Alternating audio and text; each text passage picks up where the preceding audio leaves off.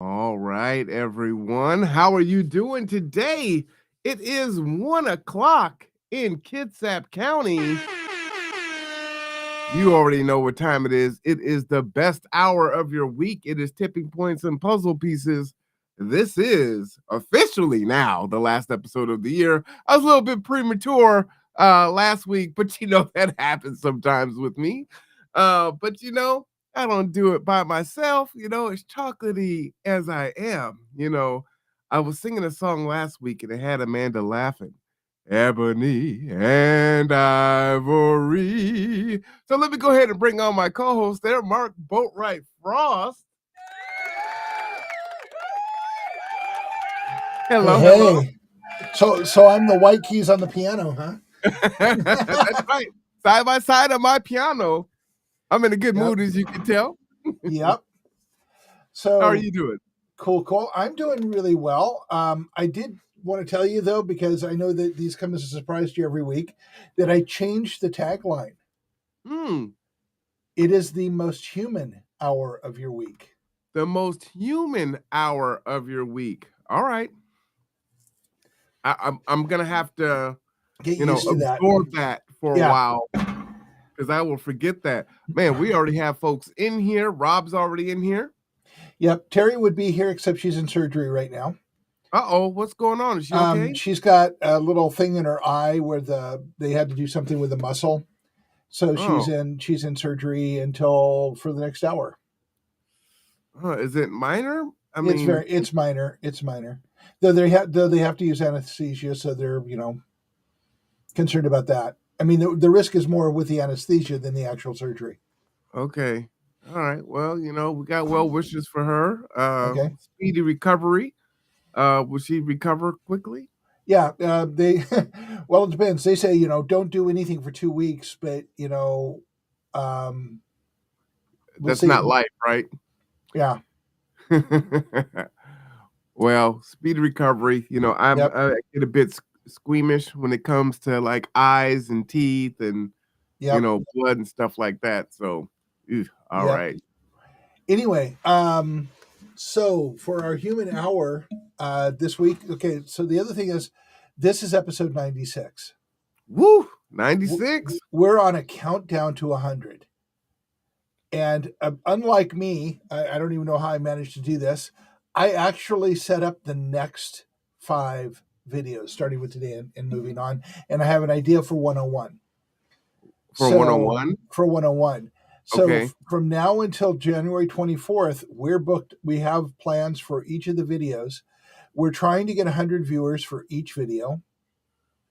And we are trying to get the countdown going for now until the 100. The big 100. 100 consecutive videos without break. Wow. In our cast.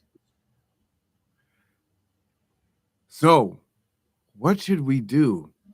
We're going to do Stone Soup, and you challenged me to do the go bag and give one away. Should we tie it to something to the 100th episode? It'll be just about the right timing. We can do a whole discussion. Well, actually, the 100th episode is a specific discussion unto itself, but we will be talking about 2024, and Stone Soup is an appropriate part of that discussion. Okay, all right. Hi there, Carl. How you doing? Thanks for joining us today. Hey, Carl. Hey, I've got a question for Carl since he posted about our podcast today. Was wondering if you saw my response to your all of the wonderful work you're doing. So if you could let me know, I would appreciate it. All the wonderful work that Carl is doing? Yeah. He's got a whole bunch of stuff that he's working on, a lot of political stuff, all about community resilience.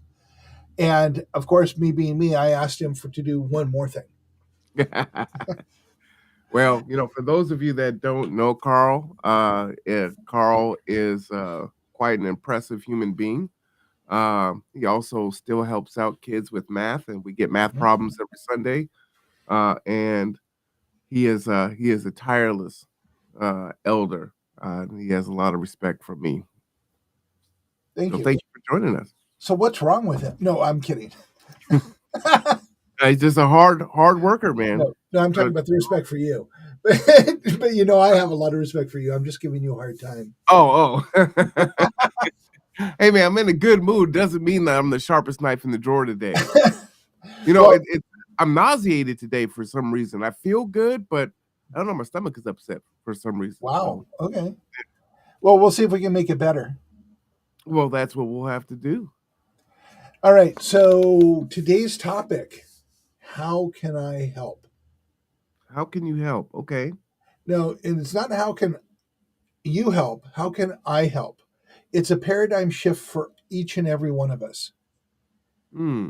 There's a TV series that, and you know, I don't usually watch a lot of TV, but there was a TV series I got hooked on Netflix called New Amsterdam. And the very first episode of it, it's a hospital drama thing. And I got to admit, I skipped through a whole bunch of it because it's all the same as other ones. But there was something very different about it. The very first episode, the new director of medicine came in and got everybody into a room, and he said, "How can I help?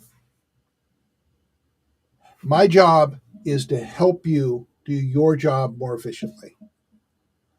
And I Mm. sat back and I thought about that. And actually, on the Kitsap Resiliency Project, I have a link to a video short about all the times and how that happened. And there's a powerful visual in there because they did "How can I help?" so many times with him saying it.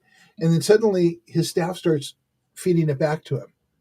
And you see a culture shift from "How can I help you?" to them asking, "How can I help?" And it changed their mind.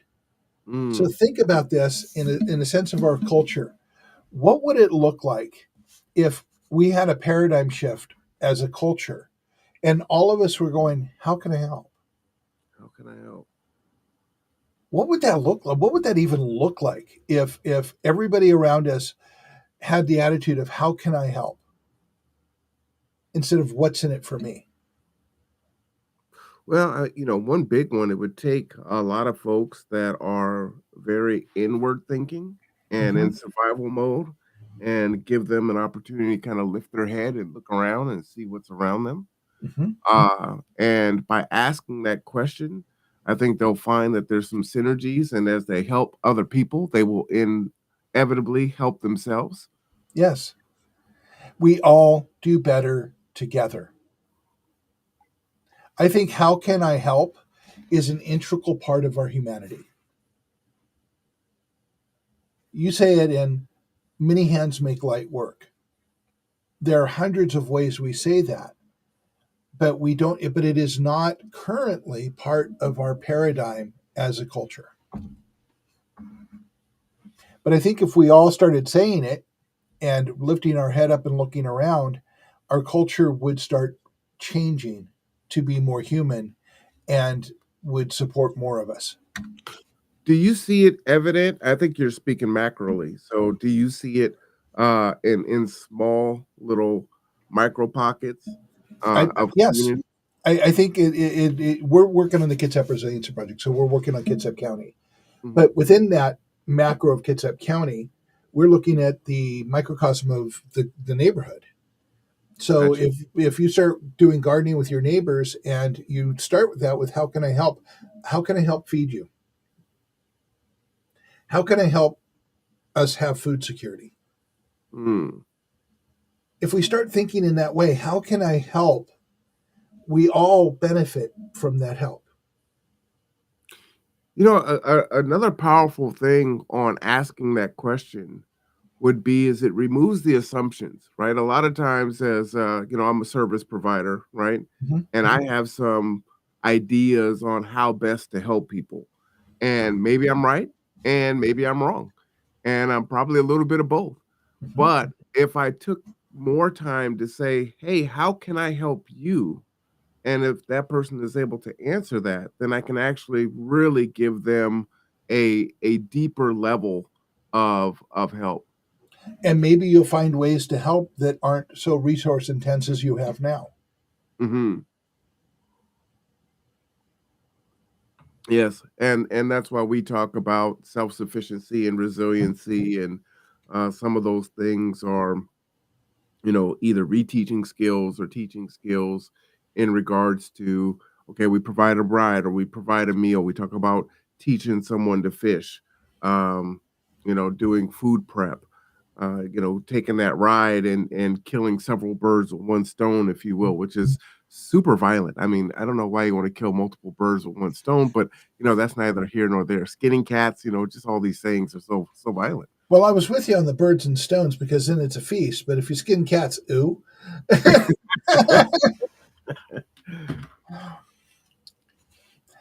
But if you think of it, okay, there were 6 episodes that we did that talked about how we got here, all of the issues, how we have to reprogram culture, but we don't really talk about. And Rob just said it's all about efficiency, and part of that knowing is efficiency. Mm-hmm. But we talked about a lot about the stuff that's going on to get people engaged in the process. Today we're talking about how to make that change. Today we're talking about some one thing. It isn't gardening. It isn't doing this huge thing. It's not all of this going out and protest. It's not doing all these other things. It's changing your own mind to ask the question, how can I help?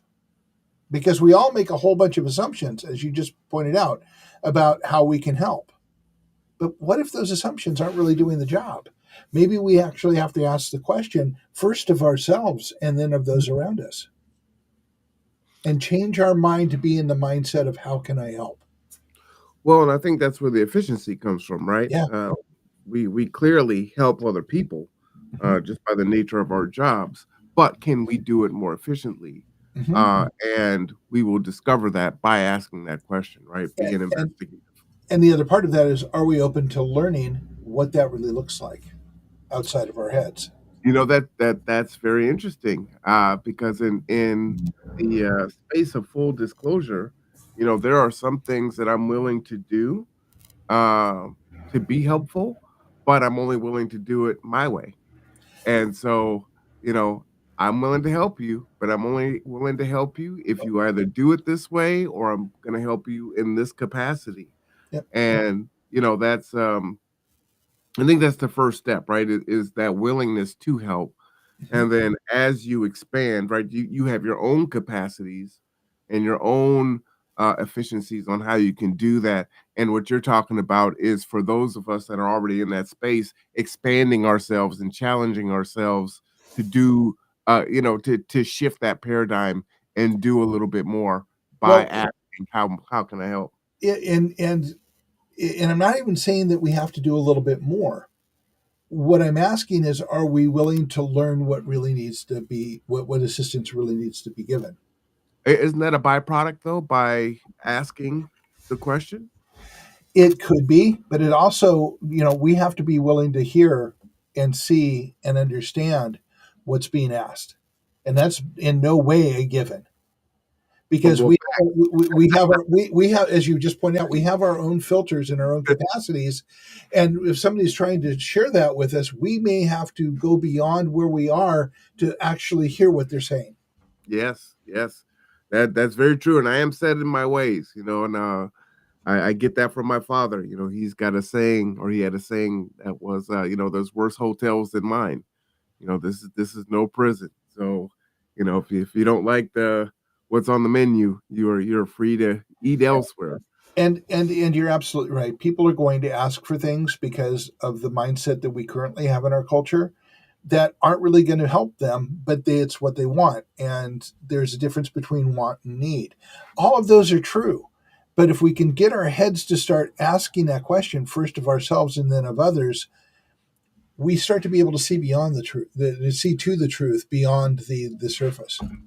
Well, what's intriguing for me, Mark, is if I can shift to that and begin asking that question, what that's going to allow me to do is actually help more people, right? Mm-hmm. Because I will be, again, more efficient in the help that I provide by asking the question, giving that help.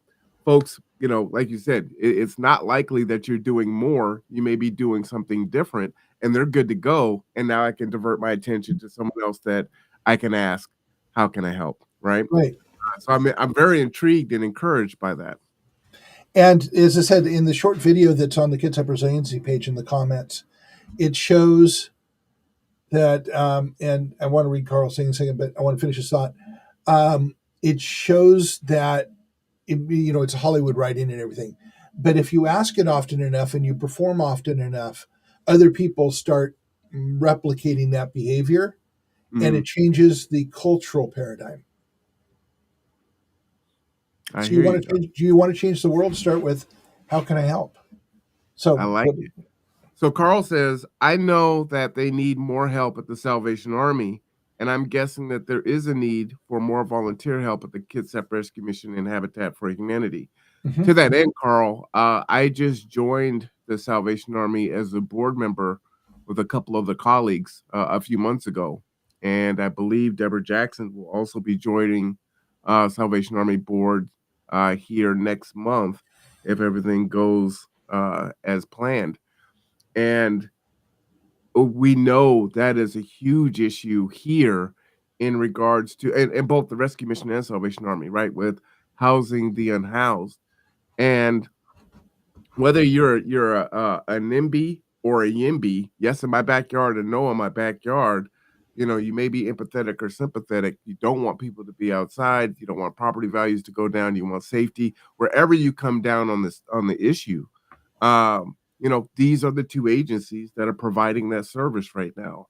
And so how can we help to house, to create a safe space for those that are, the most vulnerable in our community, and hopefully move some of them through a space to permanent housing, right? And move those numbers to zero. So that's how I asked that question and why I joined the board when they asked. Excellent. And I know Habitat's, I don't know how that affects our Habitat, but Jeff Bezos' ex-wife, and I'm very sorry, I don't remember her name. It didn't stick in my head. She donated some number like $425 million to Habitat for Humanity in the Seattle area. And it's supposed to pass down through Puget Sound. There's a news article out there on it, I think. And don't hold me to the numbers because I'm just kind of remembering something I read a few months ago. And is it Mackenzie Scott? Yes, Mackenzie Scott, and she's working her ass off to divest a whole bunch of money into charities, which is very cool. And it's one of those things I'd love to sit down and have a beer with her and hear the story behind her decision-making process and what brought her there. But I would never be able to say it on air. So, because I'm sure the story is very multifaceted. But I'd like to be surprised. I think it's probably Occam's razor, and it's probably pretty simple. I'm making an assumption. Yeah. But, she grew with him to be one of the, the richest couples on the planet. And at some point, once you have everything, you've done everything, she can't give it all away in a lifetime. Yeah. And this is then this brings back the question. I'm going to go down. I'm not going to go down that rabbit hole. Let's go back to your brain. Yeah, and it's really cool. I'd like to see Habitat be more involved in a slightly different model, and that's a conversation I would like to have at some point. We've talked about what a sustainable, resilient community would look like. I would dearly love to have Habitat involved, Kitsap Public Utility District, and build a coalition to actually create that here in Kitsap County, where people can live, have internet, have all of the things that they need, and solar and water filtration, and show what a truly resilient community that grows their own food and everything else looks like.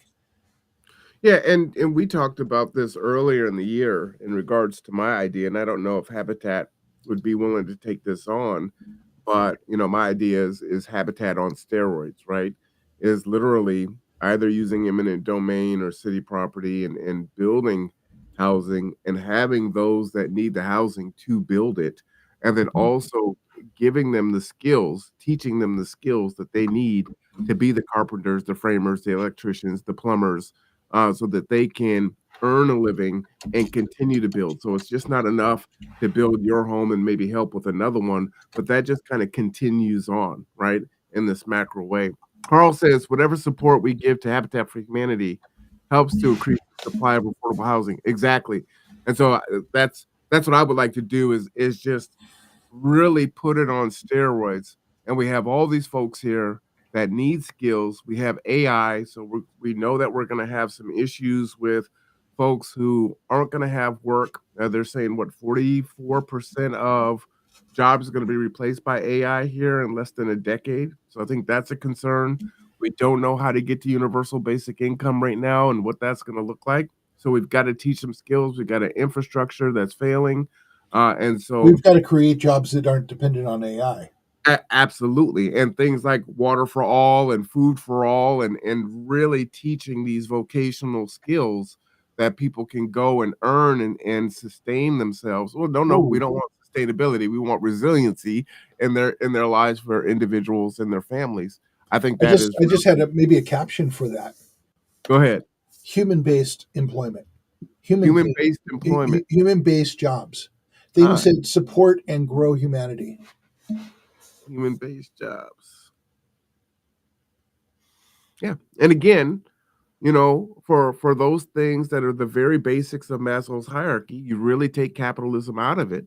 I think we're in a hybrid model. We've always been in one. When you look at Social Security and Medicare, Medicaid, and some of the other things, our transportation, our roads, right? That's all social services. That's all what that is. And so if you pull that out and you say housing and food and healthcare, those things you're not going to make a dollar on. I think we would be better off as a community, and we can continue to thrive. Because I think we are a hybrid model is probably the best model that has been created, right? I'm not a socialist to that end. Well, there are other models I would argue are better, but we have our own particular challenges with 50 states and the number of people that we have and the amount of area we have. We have greater challenges by the fact that our economy, even Bo is saying that the economy should be improving by the numbers and everything else, I think that a lot of it is just malarkey, and my mathematics don't support the assumptions being made about the health of the economy. And I think that with the AI question and everything else, if we're looking at the rich getting richer, yeah, then our economy is probably going to do well for a while until it doesn't, and then it's going to be horrible, and catastrophically so. But right now, I think the dinosaurs are starting to twitch, and they've realized that their heart is failing. And part of the problem with that we're seeing of that is that there's less and less money trickling down to the governments. From the government, roads aren't being repaired. I'll use an example. My favorite example is I was riding Kitsap Transit the other day, and I hit that pothole on National just as you come off of Kitsap Way. That's been there for a couple 3 years. Giant. Really? It's only getting bigger, and they're not fixing it. I mean, and that one you have to pull all the way over to the right as you go around there to avoid this pothole that's right across from the Starbucks and Walgreens. You know, that's not my district. What would it take for citizens just to get out there, mix some cement, and put a couple cones out and say we're just going to fix this? I have no idea, but I'm pretty sure that the mayor and public works people would be on you pretty fast about that. Because you don't have the education, you don't have the experience, it's not safe for you. I mean, there's all of this, litigious stuff that will go on. But you're not doing it. Well, right. We will get to it eventually. And I think that's another thing that in 2024 I would really encourage people and challenge them to do is to not wait on government. And say not only how can I help, but to say why not me? Why not me?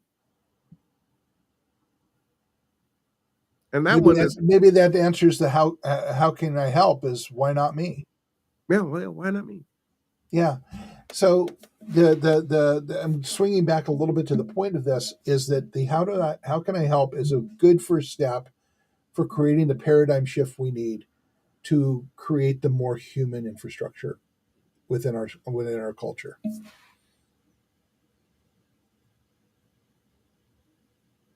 I got him silent. That doesn't happen very often. No, I just want you to repeat it again. Okay, so I think, how can I help? And shifting your own paradigm to how can I help? Even just shifting your own question in your head to how can I help? When you see something challenging and you get angry about it, well, how can I help? You don't. It's not a call to action to do something. It's a call to change your own mind, to open your space to be able to look at other possibilities. And if we start doing this on a one, and then a neighborhood, and then a community, and then an area, a county, and more, we start changing people's minds. We start changing the culture, and suddenly we're thinking completely differently than we were thinking before. And we're thinking about the people around us, the situations going on, and the things we don't like in a way that we can start maybe talking together about, well, how can I help? How can we help? How can this get changed? Mm-hmm. And when you start changing your mind that way, a lot of possibilities occur. And I'm being thoughtful, because that's exactly what I plan on doing in the new year, right? Mm-hmm. I just didn't have the vernacular, if you will, of how your labeling of how can I help. And for me to give an example, You're and I think welcome. it's say again. You're welcome. For me, as an example, I've announced this last week on Facebook, and I think maybe a few months ago. But I'm going to be doing a series of new shows in the new year, and a lot of that is going to be talking about the ills, primarily, let's say in the Black community. Some of those things will be macro and touch on some other things and whatnot. But one of the big reasons that the conduit was created was to tie, right? It was to teach, to elevate, and to educate. And what we have when we look at mainstream media, and you talk about like Bo from the Fifth Column, Mm-hmm. and having different perspectives, and perspectives being beat down, not having being able to escape, escape velocity from CNN or MSNBC or Fox News. And even within that, there are voices that are left out of that conversation, and we need to have dialogue. And in my own community is, if you talk about the bad thing, then you're being divisive, right? And it's like, we don't want to talk about that because we just need to talk about unity and the collective. And my experience is, when I'm watching different communities in my own community, because it's a big Venn diagram and I'm in all these little pockets, many folks are like, look, we don't want to deal with that. We just want to stay positive and we want to move forward. And I think they're becoming more and more out of touch on just how far things have gotten. And in order to really see where that is, they have to be re-exposed to what it is, to see, oh my God, this was we were 2 miles away, but now we're 50 miles away. We've got to go back, and if I could speak metaphorically, and there's in the Bible that talks about, leaving the 99 sheep to get the one. You got to turn back and get the one, and really focus on that. And I know that is not going to be popular this year. I'm going to have a lot of folks that probably will unfriend me, will say that I'm being divisive. But this is me answering that question of how can I help, and what I believe can be a help, because that's the piece that's missing. And so for so long, we've been in this echo chamber, and we've only made these marginal gains. And we're so far, when we look at global warming and all these other issues and unaffordable housing, we can no longer continue to, make these, every inch, 1 yard at a time. We have to make huge gains. We have to have a evolution, as you will. Intentional evolution, which is coming up in about 4 episodes. But yes, and the thing is, we have to start with us. Yes. So, yes. Marwan, Yes. how can I help? Well, I think you can help by one, continuing to be consistent in the new year with tipping points and puzzle pieces. I think tuning in when you can to some of the other shows. I know you're a busy person, and so typically you're pretty much focused on tipping points, but you don't have capacity for anything else. I do watch some. I do watch some of the other shows. I know, I don't. I know, but Yeah, I mean, this is and I don't frequently comment on them because there's not a lot I have to there's a lot, say. right? But this is going to be a little bit different, right? And I think perspectives are important, and it's not going to be a situation where it's like, well, I'm not black, so I can't have an opinion there. You know, I have to share with you that, you know, I was thinking about when you're talking about that, saying, how can I help? And then the next thing that came into my mind to show you how we trap ourselves. Yeah. Nobody's going to want to hear from the Ivory Key about black issues. See, I don't agree with that. But that was my trap. And I went, let me just move that aside because how can I help? Literally. Yeah. Because that doesn't matter. None of that matters. What matters is engaging. How can I help? Can I tell a quick story about that? Sure. So, you know, systemically and historically, you know, our community has had a hard time with, you know, financial institutions and grants and getting funding for things of that nature. And so, as there are pocket organizations that are created to address those issues, which is fantastic and great, sometimes we have well-intentioned white folks that'll say, well, you know what, I need to just, you know, sit back and let you guys do you. And it's like, no, actually, you are the subject matter experts in, you know, this area of finance, of grant seeking, of writing grants, writing proposals. And so actually your opinion and your expertise is actually needed in order for us to thrive and move forward and to be able to exist efficiently and effectively in this sphere that we're trying to get into, right? Now, it's not to say that we're not going to do it culturally our way, but we still need to know what works and what doesn't work, and, you know, historical perspectives and things like that. And so, you know, I don't want it to be a thing where it's like, oh, I'm not part of that group, I can't give an opinion on that. We all have opinions. Yeah, and there's a lot of fear around that, but if you don't engage, you won't find out anything different. Right. Right. I will share a return story to some degree. I as you know, I come from California, and don't hate on me for that.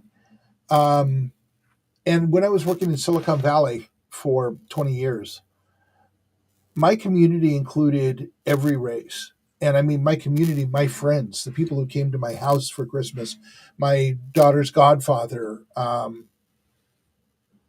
There was no division of race in our community, our personal community. But when I moved up here, that was no longer the case. In Kitsap County, it is much harder to engage because the separations are so finite in so many ways, and it has disturbed me from the day I moved up here as something that's wrong. We moved from Gig Harbor to Bremerton because we did not want, at that time, our 4 or 5 year old daughter to live in an all white community with one culture. We wanted her to be more, have a more diverse experience in her life. I want her to have friends of every nature, and she has, in by and large. But I have struggled, and I don't think about it much because it's not something I think about. Well, I've got to go out and get a lot of black friends or some Asian friends and stuff because I need this. But there's so much segregation in the communities that there is no natural flow to create a mixed community up here. At least I have not found it. I'm not saying it is or it isn't, but that has been my lived experience for the last 20 years up here. You know, I can agree with that. I think some of it is, again, there's so many different. I belong to so many different groups, and so some groups are very diverse, like the Kitsap Public Health Collaborative, and then some are more segregated. You know, kind of like church. You know, on Sunday is like they say it's the most segregated time in America, right? This is church on Sunday, and so it does exist. And there's so many different things that kind of divide us, and they may not be on racial lines, but they could be. And it just is what it is. And so again, you know, how can we be intentional on doing some silo busting in that?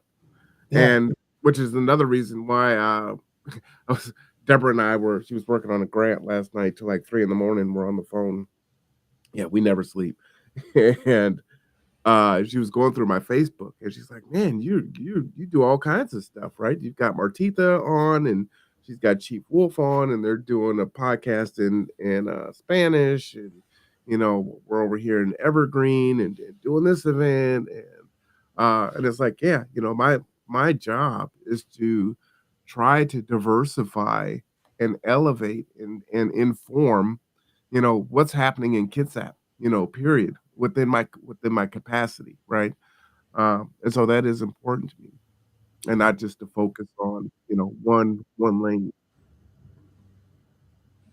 Whereas I kind of focus on one lane, but that lane's going to open up a whole lot of highways. So, Well, I mean, if it's a main arterial, right? I mean, you got to take I-5 to, get down south. Yep. Anyway, I am correct. Yeah. Pretty much. You can do it on the back roads, but that's its own adventure. I would get lost on the back roads. Yeah.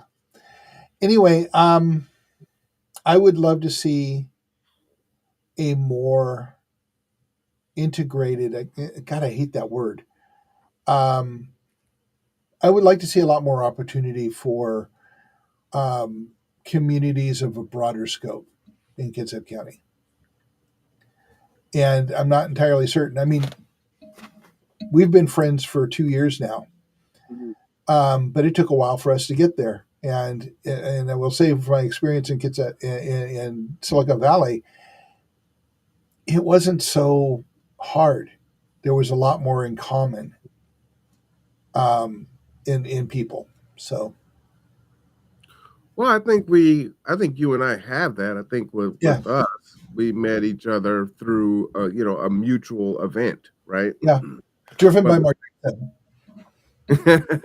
But the things that I like, and unfortunately the things that I no longer have time for, like bowling would be a great thing. That's a lot of fun, no matter who you're with. Yeah, it's just kind of expensive now, and it's a little time consuming. Man, I haven't been bowling in so long. Love going to movies, and we still try to rent the theater from time to time. Now, that's not a big time to socialize because you're kind of quiet watching the movie, but that's also community, right? Yep. And so there are different ways that I try to create those spaces, but I don't have I would say the discretionary time. So for me, my way of kind of building that community and being in other spaces is covering things through the conduit, right? Yep. It puts me in position to have conversations with you every hour where we might not talk for the rest of the week. Otherwise, we might, right? Depending on what's going on. If we got our board meeting or an event coming up, but we might not, right? And so that's I know every Wednesday we're going to get together for an hour. We're going to have a good discussion. We're probably going to talk for 10, 15 minutes after the podcast is over, and off we go, right? Recharge for another week. Let's be honest about that. We're going to talk for 10 or 15 minutes, and then we're both going to head to the bathroom because well, and you know what? And you don't drink during the podcast. I mean, I just constantly drink. Carl says, in the struggle against racism, the Blacks, the Asians, the Mexicans, the Jews, and the conscientious Christians are all natural allies. Yeah. Yeah. And we do focus a lot on our differences instead of focusing on the places where we align, right? Food for all, healthcare for all, right? I mean, there's some really low-hanging fruit that we can embrace that would make the things that separate us a whole lot smaller. And the point is to get people to have those conversations. I mean, it goes back to Niemöller's poem, first they came for the socialists, but I wasn't a socialist and I didn't raise my voice. And you go down through all the rest of the people, the trade unionists, the Jews, and then they came for me and there was no one to speak out. We're all in this together. We got one small planet. As a matter of fact, I'm working on rewriting our website, and I've been working on it for a while. I'm hoping to have it out in the next week. And the homepage has a quote by William Shatner after his trip into space. So however you think about William Shatner, one of the things that is very poignant about this section of the homepage and why it's there, is he talks about the emotional impact of realizing just how small our planet is. Mm. And he says that it is a phenomenon of people who have traveled in space to have a completely different outlook coming back than they had going out, because they can see this one small blue marble in this vast blackness of space that we all live on and that we're all dependent on. And he was in tears talking about the impact of that on him. And he said, and the people who quoted this talk about how the fact that that is a common phenomenon within the people who go to space. We have to remember we are on one planet. We are in this together. And maybe it's time we ask how we can help. See what I did there? I did see what you did there. There we go. Well, so you're working on. Can you give us an example outside of ResEcho that you're going to ask? Maybe someone or some organization or silo bust. Some of the separation that you're experiencing here in the county in 2024. By asking how I can help. Yeah. The direct question, probably not, but I have a series of meetings planned to go and talk to some folks about opening their silos up a little bit and seeing beyond the horizon, and try and get people to come together and actually talk about all of the things that they are doing. One of the things that we need to talk about, two things that we need to talk about is, which we will talk after the podcast, but I'll give it a little teaser for this, is we have been invited to go talk to Greg Nance about the project that we're doing. So I'm planning to schedule that right after the first of the year so that we can go have a conversation. Now, as most of you know, I am not very big on politics and politicians. I don't think there's much engagement we can have with them at this point that would be meaningful to the project or the broader county or the neighborhoods. We need to engage with each other on the ground level. I'll be doing a whole lot more of that. We are developing resource ambassadors to help neighborhoods with gardens. We are helping develop the whole solar project. We need to go talk to some folks about that in the new year. We are going to be doing a lot of outreach into 2024 and start really driving some projects home. But what I really would love is anyone who can help us and join us in identifying people who are doing the same thing as everyone, that are all doing the same thing, and bring them together to talk about how they can work together instead of trying to recreate the wheel on their own. And it's a hard conversation to have because people have a very, as Marwan pointed out a while back, you have a very clear idea of what you want to do. And it may not be exactly the same as this person wants to do, but together you can do much more and cover a broader scope because you're both seeing a bigger picture or a different picture. Bring the pictures together and let's make it more efficient and help more people. Maybe that is part of what needs to happen next year is the question of how can I help maybe needs to be in the way of a survey, if you would, whether it's orally or written, where we ask the question of folks, hey, you're doing something similar. What would it take for you to get together with the other organization to do that? Do you need it to be planned around a mealtime? Do you need a building to have the meeting? Does it need to be on a Zoom? Do you need to have, the head representatives come together and just talk for 30 minutes? Did you even know this person existed? Maybe that's where we can help is by asking the question, what would it take for you to engage and build on those synergies? Because there are a lot of orgs that do something similar, or even if it's not similar, right? We're all about helping people. And I was just having this conversation with Deborah yesterday. It's like, okay, so you do this piece and G2 does the transportation and this organization caters the food and this one does this. So no, it's not the same, but it's all serving the same purpose, right? And so we just have to be intentional So on how we do what if that. G2's vans engage with the other people, and the transportation all becomes part of G2 and the other groups, in enabling the whole effort to be a lot better. I mean, I'm just using this as an example. Right, Rob, right. don't have a heart attack and don't jump on me about that.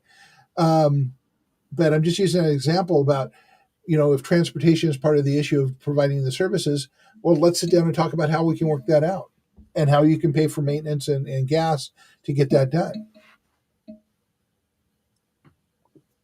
Well, those are the conversations I want to have. Let's talk logistics. Let's see how we can do better together. mhm.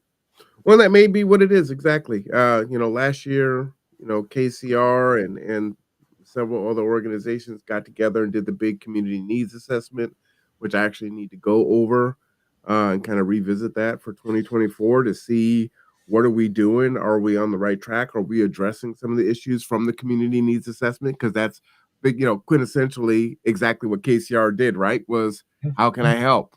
What are your needs, right? So are those needs now being addressed? And if they're not, what do we need to do to start addressing those needs from this huge county survey that went out, right? And how can we not compete with each other to do it, but cooperate? Yeah, well, the first thing is just to find out, right? Like you said, how can I help, right?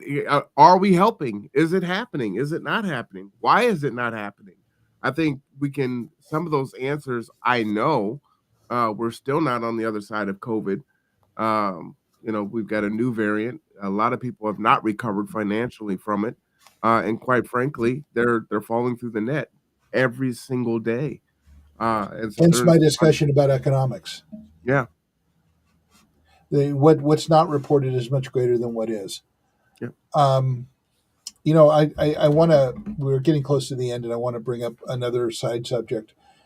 For those of you who don't know, I'm working with Kitsap Transit doing rider surveys for them, find out for federal funding, and a couple things I want to bring up. One is, it astounds me the number of people who think that the $2 fares on the buses actually pay for Kitsap Transit. Kitsap Transit is public transportation, is paid for by federal dollars. And so when the federal money, when the federal government asks for information, you get it to them. But COVID, bringing COVID back up, crippled the ridership of Kitsap Transit, and they have not yet recovered from it. They are having trouble expanding back to the number of service routes and rides and times that they had before, but they can't get drivers to do it.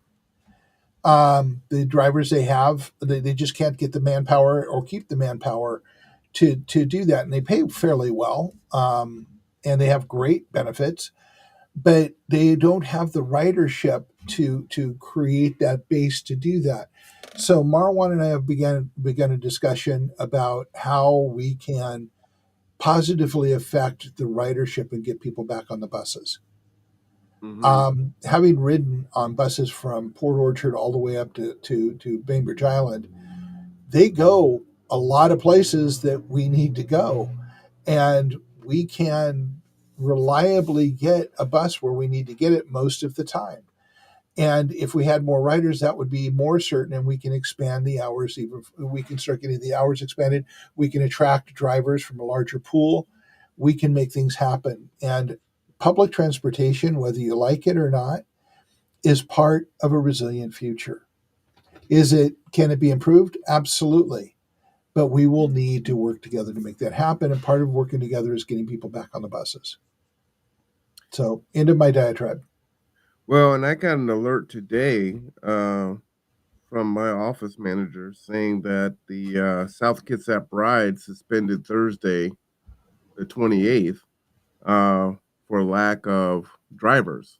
Mm-hmm. Although they will be honoring those rides that were already booked. And so, we clearly need to reach out to Kitsap Transit and say, how can we help? And this is how we could help. You don't have drivers. We clearly do. They might have to get around some union issues. But that's discussion and logistics. That is a discussion of logistics and thinking outside of the box, right? There's Mm-hmm. an agency that can and effectively does that. Uh, Yesterday, I was in a meeting for about 4 hours yesterday with my leadership team, and we are going over 10,000 uh, rides this year, which is the most we've done in our 5 years of existence. And looking at how many of those rides come after hours of public transit or graveyard shift, taking folks to work, rides that don't fit for either parent or para or access services, or someone trying to ambulate from where the bus would drop them off to getting to their home, or time constraints and things like that. So there is a great amount of need that's there. And in 24, one of the things that I think we can say, how can we help, is to articulate that need a little more clearly, right? We're so busy doing the work. We need to share, why we're doing that work and who is being impacted by the service that we do provide. Because I think that part's missing. Yeah, and just to share a story, when I worked for those of you who also don't know, I worked for G2 for 2 years, driving, and Good 2 years. yeah, it was 2 years. Wow. For the first drives I had was picking up a gentleman at ungodly early hour, like 3:30 to 4 o'clock in the morning, and driving him from East Bremerton to Gig Harbor to do kidney dialysis twice a week. So there's a wide range of reasons that people need to go places that can't be serviced by traditional transportation, and G2 does a great job of making that happen. I can't tell you how many people I took for cancer treatments and other things that would have no other easy way to get to where they needed to be. And this is seriously life and death stuff. Yeah. Well, and to that end, because you talk about, duplication of services, and it's like, oh, Kids Up Transit does transportation, G2 does transportation, but we actually don't do the same thing. But we could support each other Mhm. if we were more intentional on working together, which would be to the win of the community, right? Yeah. Because it would allow us to do more. Maybe we could work out some things for folks that are kind of like the ride share that's being canceled tomorrow, is saying, hey, who can we get to the main arterial, to the main bus line, right? And pick up that ridership, so that more federal dollars can flow in, so we can increase bus service, right? And it's more viable for more people here in the county. So how can we help? Well, that's what we'll be working on in 24, right? Yep. One of many things. So there is going to be a lot of things coming up in 2024 early on. Look for, please, please, please go to the Kids Up Resiliency Project page because I post everything there. Um, the tipping points and puzzle pieces, please share it. Ask your friends to look at it. I think you're going to find some very interesting things here, and you'll hear about things we're doing. One of the things we're doing is on February 9th, we are doing Stone Soup. And it is going to be at the West Side Improvement Club over off of National and I believe E. Um, and I entreat you to come because you will hear stories, you will learn things. We have a lot of hands-on events.